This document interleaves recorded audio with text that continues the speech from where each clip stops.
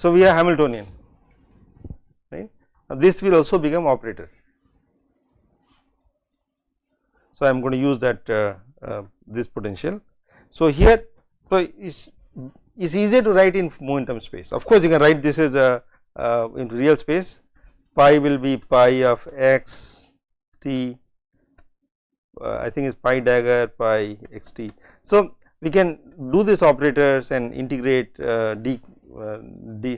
delta function x minus x prime d cube, all that can be done in real space, but it is easier to write them in Fourier space, and in fact we work mostly in Fourier space. Okay, I think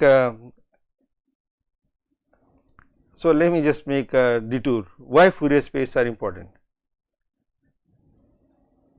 And I think let's take the detour later. So, let's continue right now.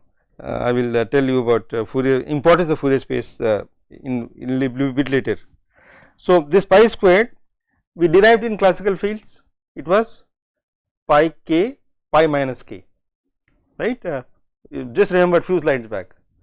For classical it was pi of k pi of minus k, or pi k pi star k, I put mod square, no. So, pi k, by the way, please remember for classical fields pi k is a complex field. Pi x was real, but pi k is complex. Okay. Here pi k and pi k dagger, now this minus k is replaced by dagger operator, adjoint operator, which is complex conjugate and transpose. So, you need to do that because these are operators. So, to make sense we have some matrix and this pi dagger k is transpose and complex conjugate. Okay.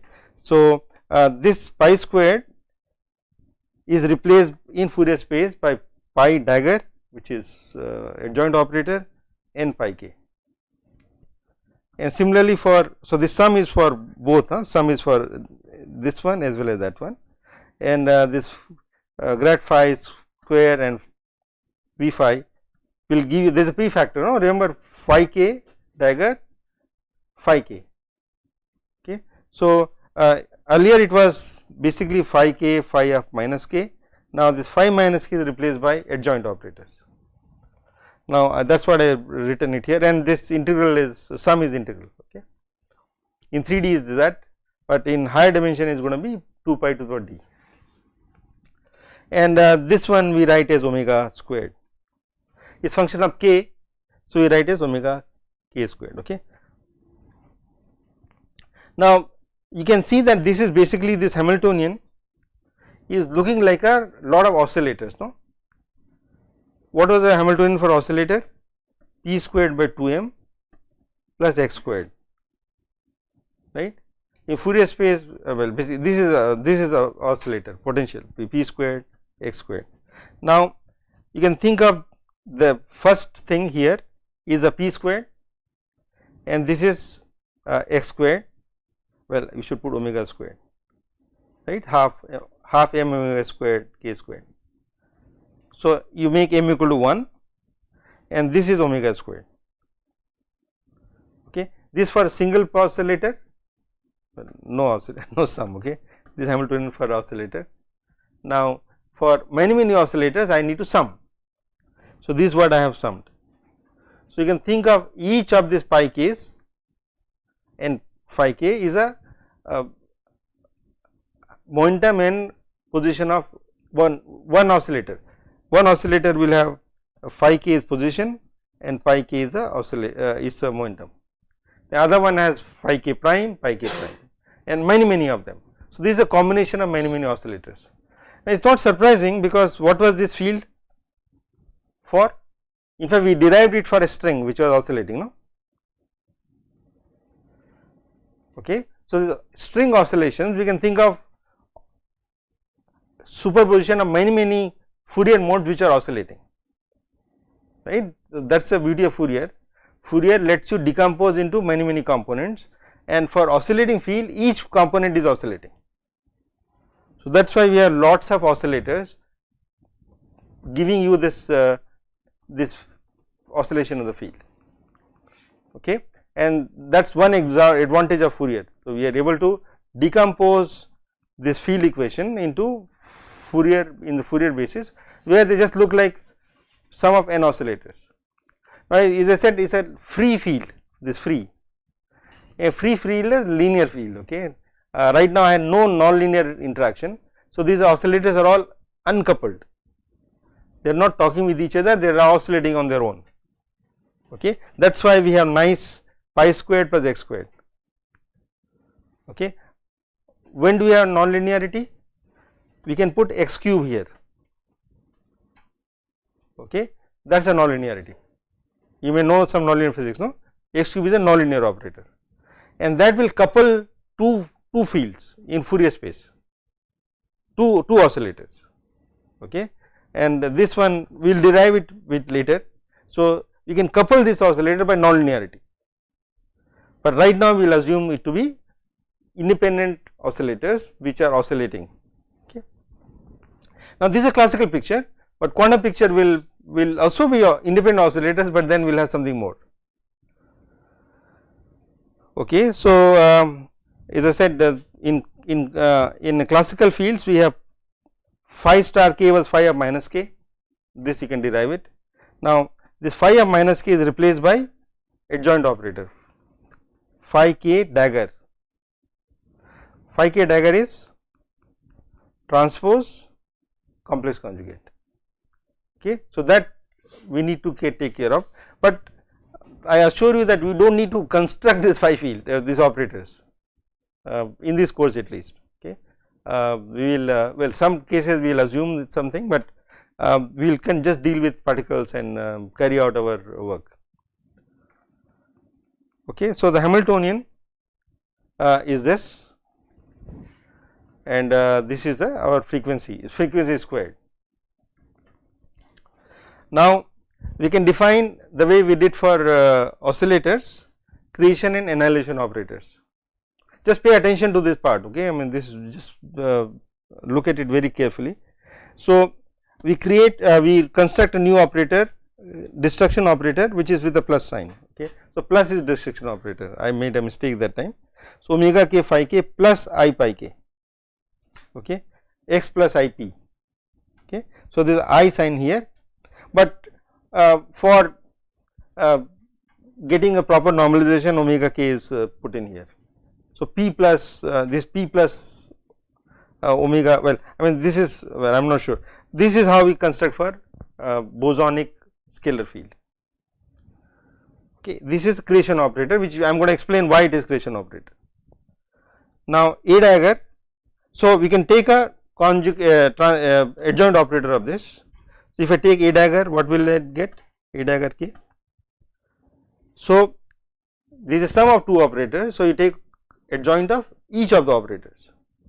So, this will become 2 omega k, no problem, omega k phi k dagger, right. This is straightforward. No, I mean, a matrix is sum of two matrices and you take the adjoint. So, first one, second one, I becomes minus I because of complex conjugate, minus pi k dagger, and this is what I got here. Okay. So, this is adjoint operator dagger. So, we have two operators A k and A k dagger. Okay, straightforward. I mean, this is a construction, I did nothing more, I just constructed, given the field operators pi and phi, I created these operators. Now, it turns out we can prove it, this can be proven. So, we have commutation relations for phi and pi, right. Phi and pi do not commute, but pi pi commutes, phi phi commute. Now, I can show that A with A will commute, A dagger with A dagger will commute, but A and A dagger do not commute.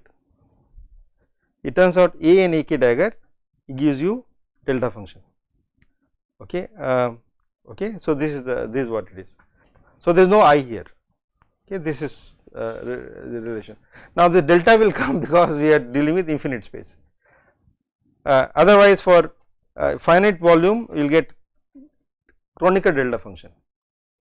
I am dealing with the infinite box. So, it is a Dirac delta function. Everybody knows the difference. So, this is what we will get. Okay. Now, creation and annihilation operators. Okay, now, let us look at Now, this slide is the most important one. Okay. So, this is my Hamiltonian. How do I derive it?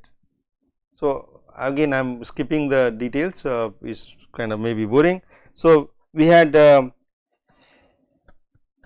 pi dagger, pi k pi dagger, right. Let us go back to old pi dagger pi plus phi dagger phi. Okay. Just substitute pi in terms of a and a dagger. Okay. Like what you did for oscillator in your course, you do that, then you will get this a dagger a omega k and half. So, omega k is coming. So, this derivation I am not doing the algebra, is kind of boring to do it, especially on this board. Blackboard is better, but I will just telling you that if you just substitute pi with a plus a and phi a minus a, you will get exactly like what you do for particle oscillators. Okay, and we get this. Now, this looks very similar to what we had for linear oscillator, no? That is why I covered that one. So, now here we will make a bold step. So, this integral is sum of Hamiltonian for many oscillators. So, as I said, each of them is, each wave number k has an oscillator, and we are just summing up over many wave numbers. Now, postulate that there is a vacuum state. So, vacuum state is okay. Now, for every k, so is very similar to what you do for oscillators particle, but do not think like that. You have to think that we have, for every wave number I have number of particles, for every wave number k I have particles, it could be 0, 1, 2, 3, 4 like that. So, this is wave number k equal to 0, k equal to 1. Now, in 3 dimension is going to be 1, 1, 1, 2, 2, 2 like that. Okay. This is schematic. So, I am not saying 1. So, I am just labeling them 2 like that. Now, for each wave number there are particles. Now, there could be 0 particle or there could be 1 particle. In fact, bosons, so there can be 2 particles. Here there is 1 particle, there are 3 particles here. So, these are possibilities in quantum field theory. So, to begin with, we just postulate there is a vacuum state which has no field, no particle in any other wave numbers, it is an empty state. Okay, but that is a state, it is not, nothing is very important in quantum field theory. Nothing in fact is very in fact it is like a ether. Okay, ether has lot of important properties. We will find that vacuum has infinite energy. Okay, so postulate vacuum state. This is like a wave function. Okay, but it is not, here particles will go away. So, it is like a state, we call it state, we do not call it a wave function. So, we have vacuum state where there is no particle in any other wave numbers. Okay. Now, so if there is no particle, then if I apply this ak on 0 in this state, I will get 0. Okay. So, this is like a postulate. Now, so we can also define a state psi. Now, these properties can be proven, I am not proving it in here. So, in general we have state psi where for every wave number k will be some number of particles. So, k equal to 0 has, well I should put n0, okay, k equal to 0. So, we have n1, n2, n3, nk, these are for every wave number I have number of particles, alright. So, these we define, we call it state psi, right. So, number of particles in each of these wave numbers can vary, is allowed. I mean, in fact, it happens in real life. A electron positron pair can collide and give two photons. So, this electron positron pair are gone, right. So, these particle numbers can change in real life. So, this is taken care by this formalism. So, we have state psi with number of particles for every levels or every wave number. Now, AK acting on psi is AK, this is a destruction operator. So, it will going to act on k wave number, kth wave number. So, this AK will not act on anything else, AK is going to look for wave number k and look at how many particles are there, there are nk particles. So, you are going to destroy one among them, okay, just destroys it and bring it to nk minus 1, okay, and rest all particles remain unchanged. So, this is let us say wave number k. So, it just going to, so if there are nk particles, it will remove one of them, destroy it, it basically is gone in the system. So, this particle is gone. So, nk goes to nk minus 1 and prefactor square root nk will come. Okay. So, these are destruction operator, but destruction operator will be different for different wave numbers, what I just told you about for wave number k, right. Similarly, we can create we have a AK dagger, it has a property, this is in the proof, in fact we can follow exactly same algebra as particle quantum mechanics for oscillator, and we will find this AK dagger acting on psi is going to look for again the wave number k, it goes there and is going to create, so it does not destroy, it creates a new particle. So, it creates a new particle, from here it has gone to there nk plus 1 and the prefactor is square root nk plus 1. Okay. Now, we in fact we can use these two properties and you can substitute it here. Okay. It turns out this psi is a eigenstate for H. This H is a big operator, no, it is a big Hamiltonian which has many sub Hamiltonians, and so Hamiltonian operator acting on this state psi will give you some energy, okay, because Hamiltonian gives energy and gives back the state psi. So, if I act H on psi, I will get the energy, okay. So, that is the next slide. So, it turns out this can again be proven, I am not doing it here, AK dagger AK psi gives you, in fact you can just use these two relations, right. AK acting on psi will give you nk minus 1, but now act A dagger k on this. So, AK dagger can just act on this, what will I get? So, this nk minus 1 will become nk and there will prefactor square root nk will come, right. So, nk multiplies and you get nk, okay. This given these two, it is straightforward to get that, okay. We can look at proof in any of the standard book, Lister and Bundel, which is I like this book, quantum field theory for gifted amateurs, or you can look at any book where you have all the details of the proof. So, AK dagger AK will give you nk. So, AK dagger AK, so psi is the eigenstate of AK dagger AK, just like for particles state n was a eigenstate, okay, and it gives you number of particles. So, it really works that this is basically sum of n oscillators.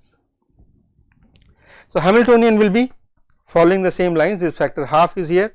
So, A dagger AK will give you nk on if I act on psi. So, now this guy is jumping in here, nk plus half omega k, okay. For you look at number of particles at every k, I just multiply nk plus half with omega k and I sum over all k's, okay. That is the energy of the system. Now, this is new, right, I mean classical physics cannot derive this. Classical physics we have energy was just phi square plus pi squared, right, kinetic energy plus potential energy, pi squared as kinetic energy and grad phi square was the potential energy. Now, this is purely quantum and this of course is H bar which I did not write it. and the number of particles being destroyed, created is not part of classical physics. Of course, there are interactions, so the amplitude can go down and go up, but not in terms of destruction. And so, here is discrete, number of particles can go by 1 up or 1 down, is purely quantum. Okay. So, and this half is very important factor. Okay. Now, it looks like for single oscillator we are happy, there is this quantum fluctuation and we are getting half h bar omega, right, omega. Now, there are many oscillators and each guy is giving you half, and I need to integrate this. So, what will happen to the integral? This half h over omega, but this integral is k squared dk, we know this, right. So, this integral is infinite. So, you get infinite energy in the when there is 0 particle, and there is no way out. I mean, this is coming straight from quantum mechanics formalism.